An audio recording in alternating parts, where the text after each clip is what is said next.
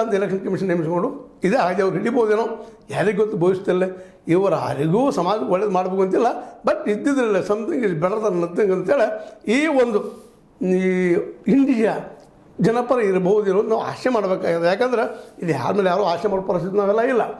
ಆದರೆ ಒಂದು ಕ್ಲಿಯರ್ ಏನಪ್ಪ ಅಂದ್ರೆ ರವೀಶ್ ಕುಮಾರ್ ಅವರ ಅಭಿಪ್ರಾಯದಂತೆ ಇಂಡಿಯಾ ಸಂಘಟನೆ ಜೊತೆಗೆ ರವೀಶ್ ಕುಮಾರ್ ಅವರು ಹೇಳಿದಂತೆ ಇಂಡಿಯಾ ಗಠಬಂಧನ್ ಜೊತೆಗೆ ನಮ್ಮ ನಾಯ್ಡು ಚಂದ್ರಬಾಬು ನಾಯ್ಡು ಮತ್ತು ನಿತೀಶ್ ಜಂಟಿಯಾಗಿ ಹೋಗ್ತಾ ಇದ್ದಾರೆ ಅನ್ನುವಂಥದ್ದು. ಅದಕ್ಕಾಗಿ ಸಾಕಷ್ಟು ದಿನಗಳಿಂದ ಅವ್ರ ಮಧ್ಯದಲ್ಲಿ ಚರ್ಚೆಗಳಾಗಿದ್ದಾವೆ. ಈ ಒಂದು ಹಂತಕ್ಕೆ ಬಂದಿದ್ದಾರೆ. ಯಾಕಂದ್ರೆ ಬರೀ ಬಾಡಿ ಲ್ಯಾಂಗ್ವೇಜ್ ಮೇಲೆ ತಿಳ್ಕೊಬೇಕಾಗಿದೆ. ಜೊತೆಗೆ ಅವರ ಭವಿಷ್ಯದ ರಾಜಕೀಯ ಭವಿಷ್ಯ ಚಿಂತೆ ಅವರಲ್ಲಿದೆ. ಮತ್ತು ಇನ್ನೊಂದು ಮಾತನ್ನು ಕೊನೆಯದಾಗಿ ಹೇಳುವಂಥದ್ದು ಮೋದಿ ಮತ್ತು ಶಾ, ಅದರಲ್ಲೂ ಶಾ ಇರ್ಬೋದು, ಮೋದಿ ಒಂದೇ ನಾಣ್ಯದಲ್ಲಿ ನಂಬ್ಕೊಳ್ಳೋ ಅವರಿಬ್ಬರು.